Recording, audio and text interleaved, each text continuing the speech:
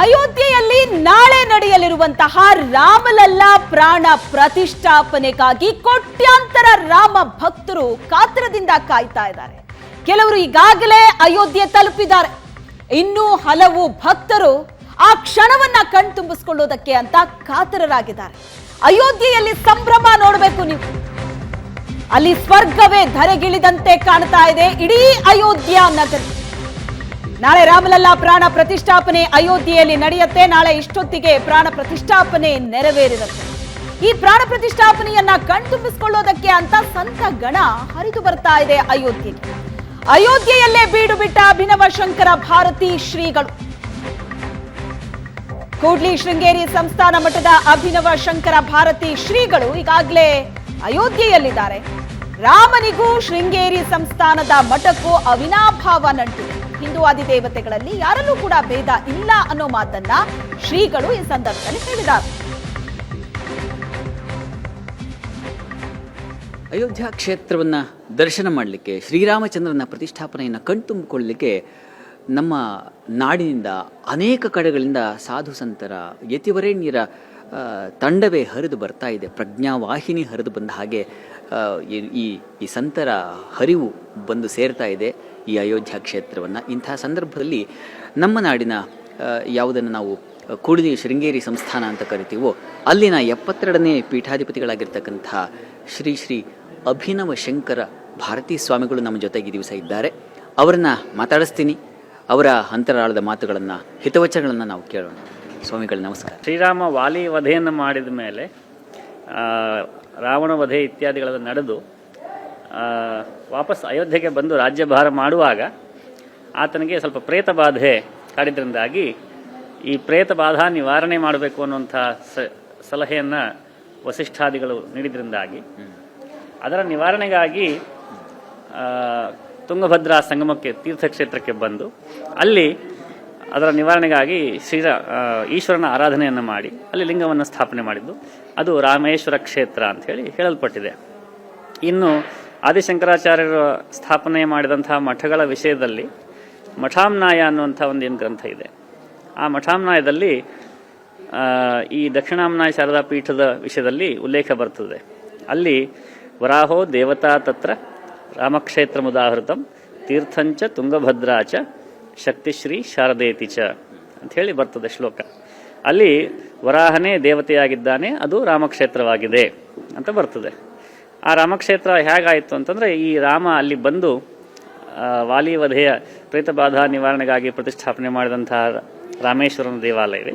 ಆ ರಾಮೇಶ್ವರ ದೇವಾಲಯ ನಂತರದಲ್ಲಿ ಪುನರ್ನಿರ್ಮಾಣ ಇತ್ಯಾದಿಗಳಲ್ಲಿ ನಡೆದು ಹೊಯ್ಸಳರ ಕಾಲದಲ್ಲಿ ಹೊಯ್ಸಳರು ಮಾಡಿದಂತಹ ನಿರ್ಮಾಣ ಸದ್ಯದ ಮಟ್ಟಿಗೆ ಅಲ್ಲಿ ಸ್ಥಿತವಾಗಿದೆ. ಇವತ್ತಿನ ಕಾಲದಲ್ಲಿ ಅದು ASI ಇದಕ್ಕೆ ಸೇರಿದಂಥದ್ದಾಗಿದೆ.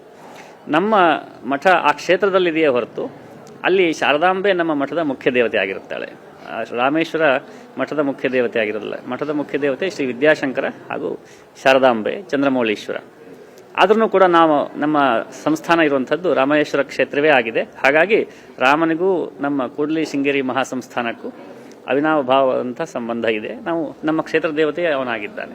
ನಾರಾಯಣರಿಗೆ ಮಾತ್ರ ಅಲ್ಲ, ಹಿಂದೂ ದೇವತೆಗಳಲ್ಲಿ ಯಾರ್ಯಾರಿದ್ದಾರೋ ಅವ್ರು ಯಾರಲ್ಲೂ ಕೂಡ ಭೇದವಿಲ್ಲ. ಈಗ ಒಂದು ಕೈ ಇದೆ. ಈ ಕೈಯಿಂದ ನಾವು ಅನೇಕ ಕಾರ್ಯಗಳನ್ನು ಮಾಡ್ತಾ ಇದ್ದೀವಿ. ಕೈ ಒಂದೇ ಕೈ ಆಗಿದೆ, ಆದರೆ ಹೆಬ್ಬೆರಳು ಬೇರೆ, ತೋರ್ ಬೆರಳು ಬೇರೆ, ಉಂಗುರದ ಬೆರಳು ಬೇರೆ, ನಡುವಿನ ಬೆರಳು ಬೇರೆ, ಹೀಗೆ ಒಂದೊಂದು ಬೆರಳಿನ ಉದ್ದೇಶ ಒಂದೊಂದು. ಹಾಗೆ ಬ್ರಹ್ಮ, ವಿಷ್ಣು, ಮಹೇಶ್ವರ, ಗಣಪತಿ ಮತ್ತು ಶಕ್ತಿ, ಸೃಷ್ಟಿ, ಸ್ಥಿತಿ, ಲಯ, ನಿಗ್ರಹ ಮತ್ತು ಅನುಗ್ರಹ, ಈ 5 ಕೆಲಸಗಳಿದೆಯಲ್ಲ, 5 ಕೆಲಸಗಳಿಗಾಗಿ ಪರಮಾತ್ಮನೇ 5 ರೂಪಗಳನ್ನು ಧಾರಣೆ ಮಾಡಿದ್ದಾನೆ. ಹಾಗಾಗಿ ನಾವು ಶಿವನನ್ನು ಪರಮಾತ್ಮ ಅಂತೀವಿ, ವಿಷ್ಣುವನ್ನು ಪರಮಾತ್ಮ ಅಂತೀವಿ, ಶಕ್ತಿಯನ್ನು ಪರಮಾತ್ಮ ಅಂತೀವಿ. ಕನಿಷ್ಠ ಪಕ್ಷ 200 ಕೋಟಿ ಜನರನ್ನ ಇಲ್ಲಿ ಕರೆಸಬೇಕಾಗ್ತದೆ. ಅಷ್ಟು ಜನರಿಗೆ ಇಲ್ಲಿ ಬರಬೇಕು ಅನ್ನೋ ಆಸೆ. ಹಾಗಾಗಿ 200 ಕೋಟಿ ಜನ ಒಟ್ಟಿಗೆ ಒಂದು ಊರಿನಲ್ಲಿ ಬರಲಿಕ್ಕೆ ಸಾಧ್ಯವಿಲ್ಲ. ಹಾಗಾಗಿ ಆ ಪ್ರಾಕ್ಟಿಕಲ್ ಡಿಫಿಕಲ್ಟೀಸ್ನ ಅರ್ಥ ಮಾಡಿಕೊಂಡು ನಾವು ನಂತರದ ದಿನಗಳಲ್ಲಿ, ಅಂದರೆ ಈಗ ಪ್ರತಿಷ್ಠೆ ಆದ ನಂತರ 48 ದಿನಗಳ ಕಾಲ ಒಂದು ಮಂಡಲ ಅಂತ ಮಾಡ್ತಾರೆ. ಆ ಮಂಡಲದ ಸಂದರ್ಭದಲ್ಲಿ ದರ್ಶನ ಮಾಡಿದರೆ ಅದು ಪ್ರತಿಷ್ಠಾ ದರ್ಶನವೇ ಆಗ್ತದೆ. ಹಾಗಾಗಿ ಇನ್ನು ಮುಂಬರುವ 48 ದಿನಗಳ ಕಾಲ ಭಾರತೀಯರೆಲ್ಲರೂ ಕೂಡ ಇಲ್ಲಿ ಬಂದು ದರ್ಶನವನ್ನು ಮಾಡಿಕೊಂಡು ಹೋಗಬಹುದಾಗಿದೆ. ಆ ರೀತಿಯಾಗಿ ಮಾಡೋದ್ರಿಂದಾಗಿ ಪ್ರತಿಷ್ಠಾ ಕಾಲದ ದರ್ಶನ ಪುಣ್ಯವೇ ಪ್ರಾಪ್ತಿ ಆಗ್ತದೆ. ಆದರೆ ಅವತ್ತಿನ ದಿವಸವೇ ನಾವು ಇರಬೇಕು ಅನ್ನುವಂತಹ ಆಗ್ರಹ ಇರುವಂಥದ್ದು ಸಹಜ. ಆದರೆ ಆಯೋಜಕರ ಕಷ್ಟಗಳನ್ನು ಕೂಡ ನಾವು ಅರ್ಥ ಮಾಡ್ಕೊಳ್ಬೇಕಾಗ್ತದೆ. ಹಾಗೆ ಮುಹೂರ್ತದ ವಿಷಯದಲ್ಲಿ ಕ್ಲಾರಿಫಿಕೇಶನ್ ಕೊಟ್ಟಾಗಿದೆ. ಇನ್ನು ಪ್ರತಿಷ್ಠೆ ವಿಷಯದಲ್ಲಿ ವೈದಿಕ ಆಗಮದ ಮೂಲಕ ದೀಕ್ಷಿತರಿಂದಾಗಿ ನಡೀತಾ ಇದೆ. ಕಾಶಿಯಿಂದ ಅನೇಕ ಪ್ರದೇಶಗಳಿಂದ ಬಂದಂತಹ ವಿದ್ವಾಂಸರುಗಳೆಲ್ಲ ಸುಮಾರು 200 ಜನ ವಿದ್ವಾಂಸರುಗಳು ವೇದ ಪಾರಾಯಣ ಅನುಷ್ಠಾನ ಇತ್ಯಾದಿಗಳನ್ನು ಮಾಡ್ತಾ ಇದ್ದಾರೆ. ಪ್ರತಿಷ್ಠೆಯ ಎಲ್ಲ ವಿಧಾನಗಳು ನಡೀತಾ ಇದೆ.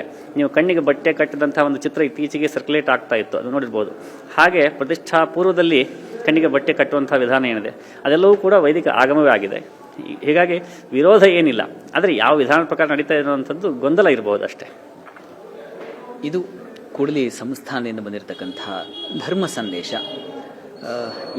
ಈ ಒಂದು ಸಂದೇಶಗಳಿಂದಾಗಿ ಜನರ ಹೃದಯದಲ್ಲಿ ಮತ್ತೊಂದು ಹೊಸ ಒಂದು ಮಾರ್ಗ ಉಂಟಾಗಲಿ ಅಂತ ಭಾವಿಸ್ತಾ ಈ ಕಾರ್ಯಕ್ರಮ ಮುಗಿಸ್ತಾ ಇದ್ದೀನಿ. ನಮಸ್ಕಾರ.